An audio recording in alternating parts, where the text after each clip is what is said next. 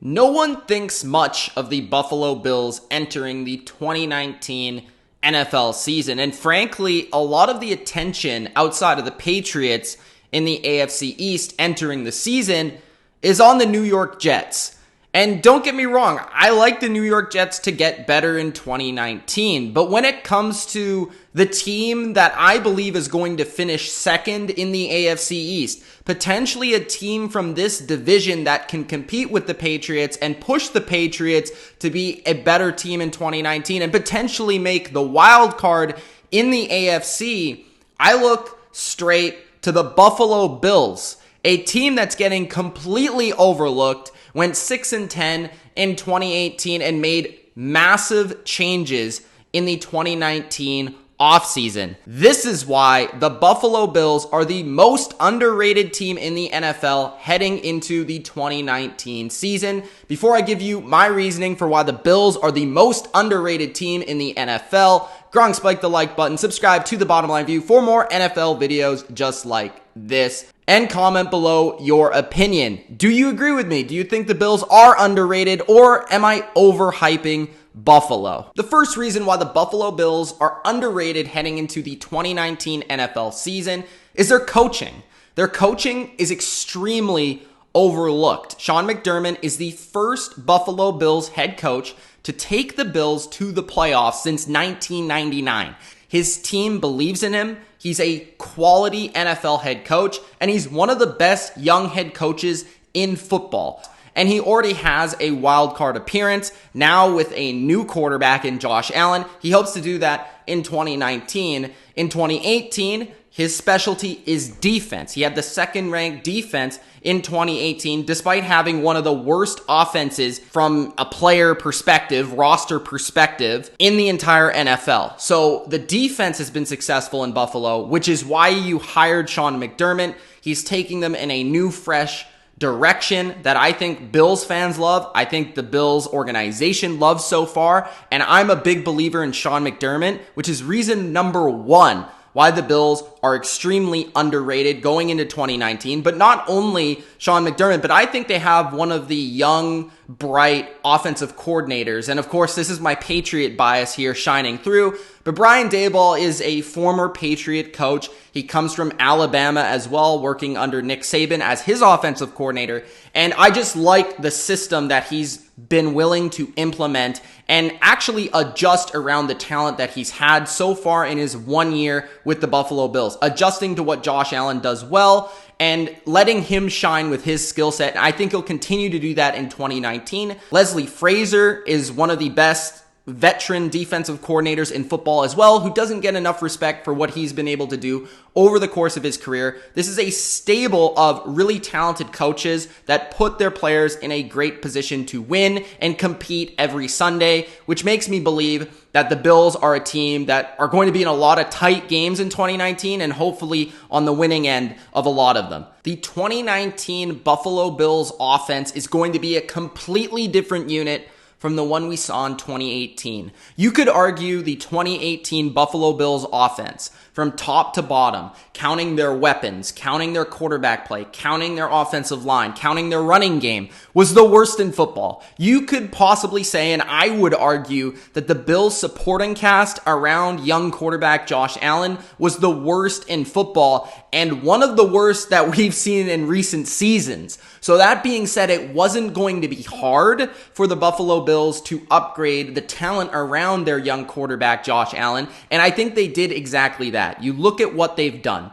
8 new offensive starters heading into 2019. That includes 2 new wide receivers in John Brown, who's a guy who can stretch the field, along with their breakout rookie wide receiver, Robert Foster, from a season ago. So you have 2 speedsters down the field. Zay Jones is still there, who's a guy that can work the intermediate routes and kind of the middle of the field. Cole Beasley was added to really extremely upgrade their slot position because they really didn't have a slot receiver. And going back to their coaching, Brian Daboll is a guy who is from the Patriots system, of course, and is running that offense in Buffalo. Actually, in fact, the Dolphins, Patriots, and Bills are all running the same offense. But that's a side point.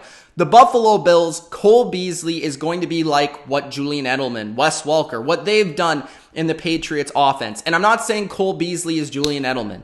I'm not saying he's Wes Welker, but I am saying that Cole Beasley is a talented player that I think at times was underutilized in Dallas, and I believe will bring an impact to Josh Allen's game and will help him, which what a lot of people want, easier completions, higher completion percentage. That is what Cole Beasley can do. He's also a wide receiver, which the Buffalo Bills didn't have in 2018, who can get immediate separation. And there is nothing that can really be quantified when it comes to that. Because a receiver like an Edelman for New England who gets instantly open off of press coverage or man coverage or can win with his route running as opposed to his size, that means that it's going to be so much easier to pass the ball to that guy. And Cole Beasley is that guy. And I think he'll play a crucial role in 2019 for this offense. So you look at the receivers, they have 4 pretty good receivers. Now, I'm not saying that they have the Atlanta Falcons wide receivers or they don't have one of the better wide receiver cores in the league, but it's so much better than the one in 2018 when you look at the other players. They had Deontay Thompson last season was their slot receiver, their 3rd receiver on their depth chart. And then you had Isaiah McKenzie, who really he's not an NFL quality starting receiver. So you add those 2 receivers to the 2 that you already had, and that's instantly going to help Josh Allen just from that perspective. At the tight end position, you draft a tight end in the 3rd round and Dawson Knox, who at least he's going to add some depth there, and he's going to be an upgrade at the 2nd tight end spot. But what I really want to focus on is Tyler Kroft. And Tyler Kroft is going to be better than what you had in Charles Clay. Charles Clay is a player that regressed in 2018 heavily. He had a pretty rough 2018 season if you watched him with any consistency. I think Tyler Kroft is one of these tight ends who could have a promising future in the NFL. Had a lot of times where he was behind Tyler Eifert. When he did get his shine, he had his moments. And I believe in this offense, he will have success. So the wide receiver position, the tight end position, these 2 positions are way better. The running back position is a position that's way better as well. Not because of LeSean McCoy. LeSean McCoy is the same player, hopefully nothing worse. I would argue he's going to be better because the offensive line is better, and also teams are going to be game planning against what Josh Allen can do with his legs, which is going to open up LeSean McCoy in the running game. But you add Frank Gore, who's proven he can still do it at this age. Singletary is a nice, interesting pick from the draft that a lot of people are really high on. And then TJ Yeldon is a nice pass catcher that you can throw in there on 3rd down. And also, like Cole Beasley, can give some nice high completion percentage type of throws to Josh Allen. So the running back position, wide receiver position, tight end position, all these positions not only have more depth, but better quality players that are going to help your young quarterback, Josh Allen. Offensive line is the one that I really want to stress because the offensive line for the Buffalo Bills last season was one of the bottom 3 in the league. I would throw them in the conversation with the Houston Texans for the worst offensive line, and along with the Arizona Cardinals, the worst offensive line in football from 2018. This season, they have 4 new starters. Okay, 4 new starters. Dion Dawkins is the only one left at left tackle. Quinton Spain, a 3-year starter from Tennessee, is their left guard. Mitch Morse is their center from Kansas City, who's a top 10 center in the league. Spencer Long is an interesting player because if he can get back to what he did in Washington, then this offensive line could really be one that's underrated and possibly break out in 2019. And then Ford, who's a player I really liked in the draft, is going to be their right tackle, most likely. He was a 2nd round pick. And Nsekhe is a backup tackle, swing tackle, along with LeAdrian Waddle, who are 2 very similar players in what they've done in their career. LeAdrian Waddle, I know very well for having started for the Patriots a little bit here and there. He did start a lot in the 2017 season where they went on to play the Eagles in the Super Bowl. So LeAdrian Waddle has experience at right tackle. He has experience at left tackle. And Nsekhe as well has started a lot of games in the NFL and is kind of a journeyman, but when he's been able to fill in, he's played very well, especially recently. So I wouldn't be surprised if these 2 players as well, these 2 veterans, actually pushed forward for that job at right tackle. I think Dion Dawkins is pretty secure at left tackle, but there's some competition on the offensive line. There's a lot of depth at tackle, which is a crucial position in the NFL. Along with the tackle depth, You throw in Bodine, who played a lot for the Bills in 2018, ranking 18th by Pro Football Focus at the position, in fact, in 2018, and he's not even going to be the starter. So that's another player that can fill in at possibly guard, but probably center if Mitch Moore something happens to him. So you have quality center depth, quality tackle depth, a whole new, better offensive line, a whole new wide receiving core that's going to be much better, and a quarterback in Josh Allen who's going into his second season. Remember, a player that came from a smaller school, probably had a lot of learning to do and still has a lot of learning to do in the NFL. But I want to stress one thing. I don't want to talk about how great of a runner he was or how big his arm is, which those two things are awesome. I want to talk about one thing and one thing only, which is being completely overlooked from Josh Allen's 2018 season, because I think it was one that blew a lot of expectations, and I think he absolutely was better than a lot of people expected. But Josh Allen was actually 5-6 as a starter. Remember, he had those games that he missed because of injury, and the Bills suffered when Allen wasn't in there. And that, in fact, tells me that Allen is a huge impact on this team. He is a very talented player. He was making a lot happen when a lot wasn't there due to the supporting cast. And when given this better supporting cast, he's going to be even better. And I would not be surprised if Josh Allen had a winning record in 2019 and really leading the Bills to a playoff spot or close to a playoff spot and competing towards the playoffs. Josh Allen, 5-6. I want to leave you with that stat offensively for the Buffalo Bills. 5-6 Josh Allen was in 2018. Almost 500. Defensively, what is there really to say about the Buffalo Bills that hasn't been said? Well, actually everything, because nobody talks about how good the Bills defense is. Going into 2019 and in 2018, they were the second ranked defense in terms of yards allowed in the NFL. In 2019, they're expected to be a top 10 unit. Once again, they're expected to be arguably a top 5 unit. And I would say they've gotten even better, which is scary for a Patriots fan to think, because the Patriots offense, in fact, actually struggled against the Bills quite a bit last season. So when looking at it, the Bills defense, they didn't add a ton, but where they did add, it was very interesting. I was very intrigued by it. Defensive line wise, I would say interior defensive line in 2018 was their biggest weakness. What do they do? Well, in the top 10 in the draft, they take Ed Oliver, who I believe is going to be an absolute stud, and it's going to impact their pass rush, which I want to say that's one area of the Bills defense that needs to improve in 2019 is just sacks in general. You can get a lot of pressure, which the Bills did, but just securing a sack, I think, is going to improve in 2019 just by the fact of they got the pressure but weren't able to get the sacks. I would see Ed Oliver being maybe even first in sacks on their team, but possibly second or third at the very least. Ed Oliver is going to be a stud, I believe, right away, and he's going to instantly help this team play on all 3 downs and be a monster in the pass rush department for the Bills, the player that perfectly fits their scheme, that what Sean McDermott wants to do with this defense. He's replacing Kyle Williams, who is, as much as we love and everybody loves Kyle Williams, he was old.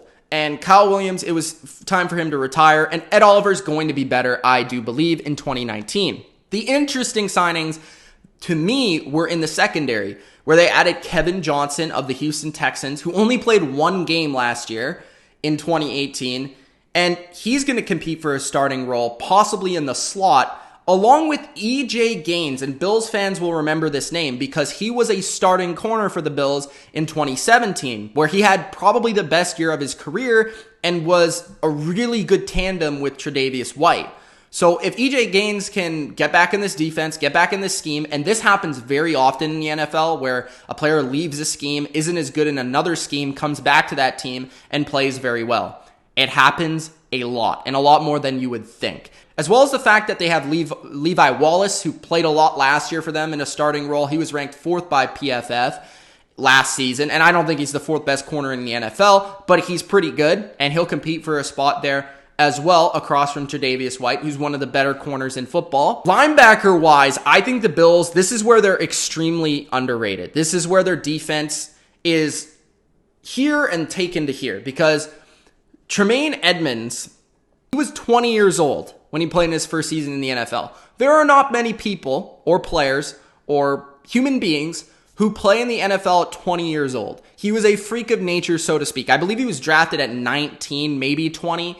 So for him to be going into his 21st year, this is just going to help him from a maturity standpoint. Like, you change a lot from 20 to 21, more so than you would change from 27 to 28 or something like that. And Tremaine Edmunds, just from that perspective, is going to be a lot better. He learned a lot in his first season. He can play the game physically, but mentally he needs to get there. And I think in his second season, you could see him take a massive jump, a similar one that I think Josh Allen is going to take on the offensive side of the ball that I don't think enough people are touching on. Matt Milano is arguably the most underrated linebacker in football, especially for all he can do. He has great versatility, very good in coverage, very good speed, good tackler, a really quiet player that doesn't get enough attention. Lorenzo Alexander has been a similar player, but more of a pass rusher, and I would say that he's going to play more of an edge role this season, which he traditionally has for the Bills defense. Ranked 5th at linebacker by PFF last season, Milano ranked 13th, and Edmunds ranked 21st. So all three of these guys were in the top 22 in football in terms of PFF grades at the linebacker position. You look at Stanford, Lacey, Thompson, all these guys are quality backups that will add some depth to the linebacker position. Their safety position, Poyer and Hyde are arguably the best combination in the league and one of the best combinations at any position. So they're great in coverage. They're great in run support. They do different things that complement each other very well, and McDermott knows how to utilize them to get their best. So just looking at this defense, it's going to be one of the elite in the NFL. You couple that with an offense that's not going to be holding them down as much as they were in 2018, and it would amaze you how much better you can be defensively when your offense actually moves the ball.